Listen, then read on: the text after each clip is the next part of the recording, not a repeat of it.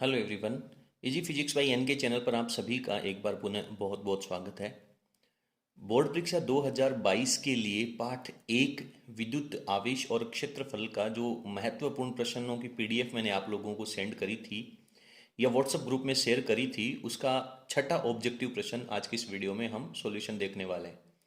अगर आप लोगों ने अभी तक हमारे चैनल को सब्सक्राइब नहीं किया है तो फिजिक्स क्लास 12 को अच्छी तरह से तैयार करने के लिए आप हमारे चैनल को सब्सक्राइब करें। छठा प्रश्न हमसे कह रहा है कि दो आवेश हैं जो पहले वायु के अंदर रखे गए हैं और फिर उतनी ही दूरी के ऊपर कोई एप्सिलॉन आर परावैद्युतांक के माध्यम में रखे गए हैं। दोनों ही दशाओं में उनके बीच लगने वाले बल का अनुपात हमें निकालना है, बल का मान हमें निकालना है। तो सबसे पहले हम देखने वाले हैं वायु की स्थिति में। तो वायु अगर उन दोनों आवेशों के बीच में रखी हुई है तो उस स्थिति में इनके बीच में लगने वाला जो बल होगा F, उसका फॉर्मूला होगा sir K Q1 Q2 upon R का स्क्वायर। और यहाँ पे जो K है इसे अपन कहते हैं कांस्टेंट और इसकी वैल्यू होती है 1/4 पाई एप्सिलॉन नॉट निर्वात की स्थिति में या वायु की स्थिति में। और फॉर्मूला हमारे पास ऊपर रह जाएगा Q1 Q2 अपॉन आर का स्क्वायर। दूसरी स्थिति में कह रहा है कि यदि कोई एप्सिलॉन आर का माध्यम रख दिया जाए या इस माध्यम के अंदर इन दोनों आवेशों को रख दिया जाए तो उस स्थिति में बल कितना होगा। तो वो जो बल है उसको अपन एफ डैश कह देते हैं। और आप बहुत अच्छे से जानते हैं कि उस स्थिति में हमारे पास जो कांस्टेंट के है उसकी वैल्यू बदल करके 1/4 पाई एप्सिलॉन नॉट इंटू परावैद्युतांक एप्सिलॉन आर का गुणनफल हो जाता है, जो कि 4 पाई एप्सिलॉन नॉट के अंदर नीचे आर में आएगा। अब हमारे पास यहाँ पे रहता है Q1 Q2 अपॉन क्वेश्चन कह रहा है कि दूरी हमें अब भी उतनी रखनी है। तो इन दोनों स्थितियों में यदि हम इन दोनों का अनुपात लें तो F अपॉन एफ डैश अगर हम निकालें तो हमारे पास रहता है 1/4 pi epsilon naught Q1 Q2 upon R का स्क्वायर। और ये जो बटा वाली वैल्यू है उसको अपन जब डिवाइड में लेकर के ऊपर लेके जाएंगे गुणनफल के रूप में तो हमारे पास 4 pi epsilon naught epsilon R ऊपर चला जाएगा, आर स्क्वायर ऊपर चला जाएगा और Q1 और Q2 नीचे रह जाएगा।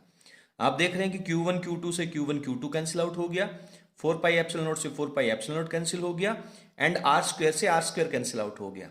देन फाइनली हमारे पास जो वैल्यू रह गई वो ऊपर रह गया एप्सिलॉन आर और बटा में रह गया 1। देन हम इस अनुपात को लिख सकते हैं एप्सिलॉन आर रेशियो 1। तो अब आप ऑप्शन के अंदर बहुत अच्छे से क्लियर कर लें कि हमारे इस प्रश्न का उत्तर जो है वो क्या होने वाला है। उम्मीद करता हूं कि आपको ये जो प्रश्न है वो बहुत अच्छी तरह से समझ में आ गया होगा। हम जानते हैं कि निर्वात की स्थिति में जो बल है वो दो आवेशों के मध्य सबसे ज्यादा होता है। उसके बाद में यदि आप कोई भी परावैद्युत पदार्थ भरेंगे, जितना ज्यादा उसका परावैद्युतांक होगा उतना ही उन दोनों आवेशों के बीच में लगने वाला बल है वो कम होता जाएगा। और एक बहुत इंपॉर्टेंट प्रश्न यहां से जनरेट होता है कि यदि हम दोनों आवेशों के बीच में चालक पदार्थ भर दें तो चालक पदार्थ के लिए जो एप्सिलॉन आर होता है जिसे हम परावैद्युतांक कहते हैं उसकी वैल्यू अनंत होती है। और जब बटा के अंदर 1 के अंदर जब एप्सिलॉन आर की वैल्यू अनंत रखेंगे तो दोनों आवेशों के बीच में लगने वाला बल 0 हो जाएगा यदि दोनों आवेशों के बीच में कोई चालक पदार्थ भर दिया जाए। तो चालक पदार्थ भरने की स्थिति में हमारे पास बल 0 हो जाएगा और निर्वात की स्थिति में मैक्सिमम रहता है। तो इस टॉपिक के संबंध में सारे पॉइंट्स हमारे यहां पे क्लियर हो जाते हैं। चलिए अगले प्रश्न की ओर बढ़ते हैं। इस वीडियो से पहला जो वीडियो था उसमें हमने 1 से लेकर के 5 ऑब्जेक्टिव प्रश्न सॉल्व किए थे। उनका लिंक आप लोगों को नीचे डिस्क्रिप्शन में मिल जाएगा, वहां पे जाकर के उन 5 महत्वपूर्ण ऑब्जेक्टिव प्रश्नों को आप पढ़ सकते हैं। छठे प्रश्न के बाद में हमारा 7वां प्रश्न हमसे कह रहा है कि कोई प्लस सिग्मा पृष्ठ आवेश घनत्व वाला कोई आवेशित परत है। तो परत का मतलब यहां पे हमें लेकर के चलना है चालक परत। जब कभी भी परत लिखा जाए तो हम उसे चालक मान करके चलेंगे। तो चालक परत के एक ओर से दूसरी ओर जाने पर विद्युत क्षेत्र में परिवर्तन कितना होगा। यह हमारे पास कोई एक चालक परत है। इस चालक परत को जब आप आवेशित करेंगे तो इसका आवेश जो है वो इसके पृष्ठ के ऊपर समान रूप से वितरित होता है। और इसके लिए हम जानते हैं कि विद्युत क्षेत्र की जो तीव्रता है उसका फॉर्मूला होता है हमारे पास सिग्मा अपॉन एप्सिलॉन नॉट। और दूसरी तरफ यदि अपन देखेंगे तो ये भी बाहर की तरफ होगा सिग्मा अपॉन एप्सिलॉन नॉट। यदि हम वेक्टर फॉर्मेट में लिखें तो इसकी दिशा जो है वो एक्स एक्स की डायरेक्शन में है और इसकी दिशा है वो -x की डायरेक्शन में है। तो इसको जब हम वेक्टर फॉर्मेट में लिखेंगे तो यहां पे हमें लिखना होगा आई कैप, और इसको यदि हम वेक्टर फॉर्मेट में लिखें तो माइनस एक्स की डायरेक्शन में इसकी दिशा हो जाएगी माइनस आई कैप। सवाल कह रहा है कि इसमें परिवर्तन कितना होगा। तो जनरली बच्चे क्या करते हैं कि साहब दोनों तरफ वैल्यू इक्वल है इसलिए दोनों का अंतर जीरो हो जाएगा, बट ये इसका आंसर नहीं है, क्योंकि विद्युत क्षेत्र की तीव्रता एक सदिश राशि है, तो हमें उसकी दिशा का भी ध्यान रखना है।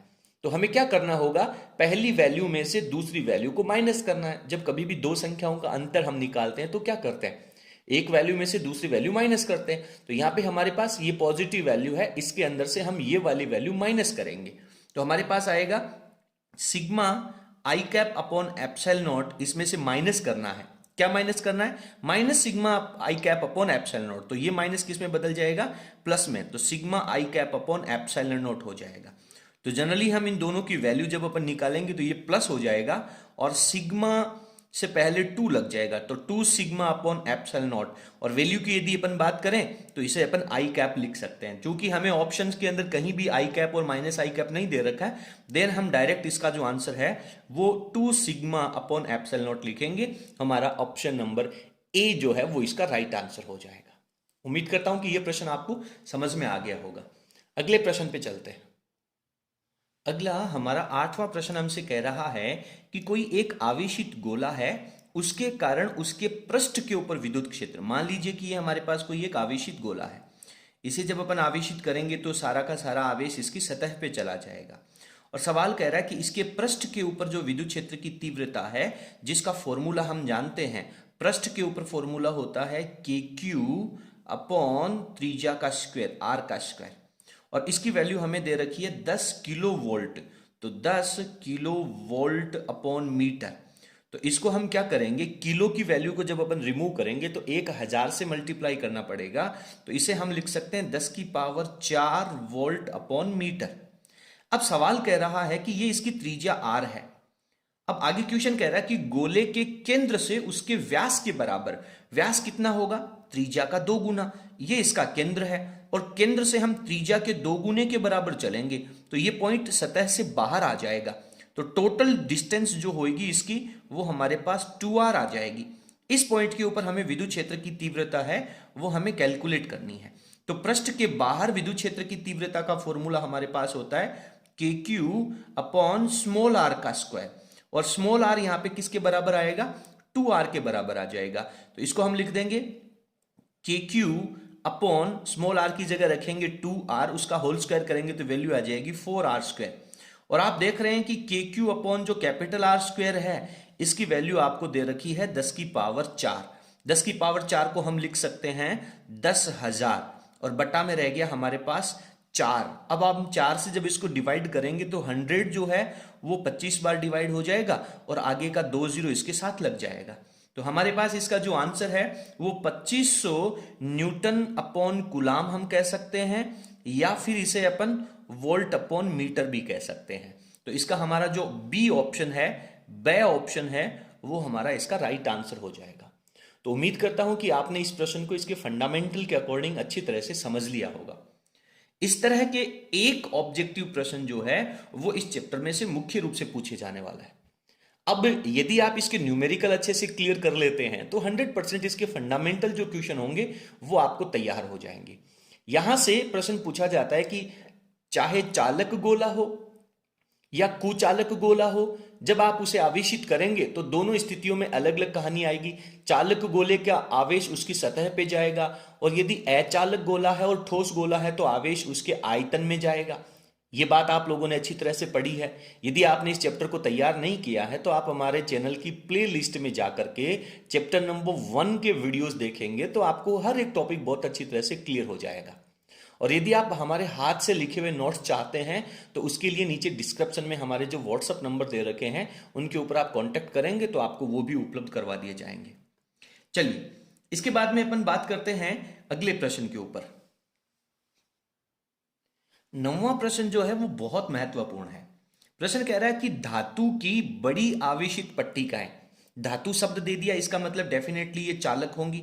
तो हमारे पास एक धातु की चालक पट्टिका यहां पे है और दूसरी धातु की जो चालक पट्टिका है वो यहां से कुछ दूरी पर यहां पे रखी गई है इस पहले वाले के समांतर। तो इसको अपन यहां ड्रॉ कर लेते हैं। हालांकि ऑब्जेक्टिव प्रश्न है, आप लोगों को एग्जाम के अंदर केवल इसका ऑप्शन जो है वही लिखना है। जैसे उत्तर नंबर 9 लिख करके इसका जो भी ऑप्शन सही होगा ABCD वो लिखना और उसकी वैल्यू उसके आगे लिख देनी है। आपको सोल्व नहीं करना, लेकिन प्रश्न को सही करने के लिए हमें इस पूरी प्रोसेस से गुजरना होगा और ये रफ वर्क आप कर सकते हैं। बोर्ड परीक्षा में रफ वर्क करने का जो स्थान है वो आपकी जो आंसर सीट होगी, उत्तर पुस्तिका होगी, कॉपी होगी, उसके पीछे वाले पेज के ऊपर आप कर सकते हैं।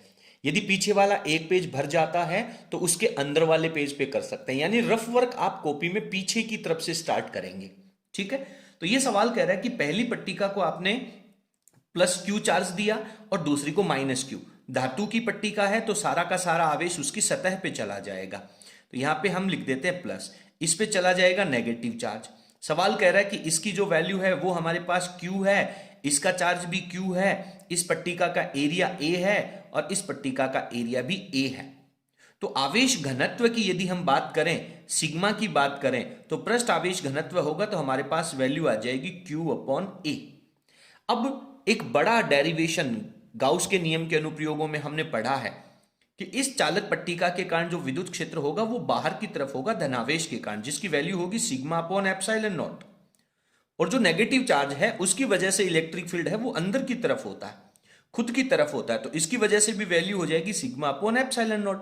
दोनों की डायरेक्शन सेम है तो दोनों का जो इलेक्ट्रिक फील्ड है वो एक ही डायरेक्शन में होने के कारण जुड़ जाएगा।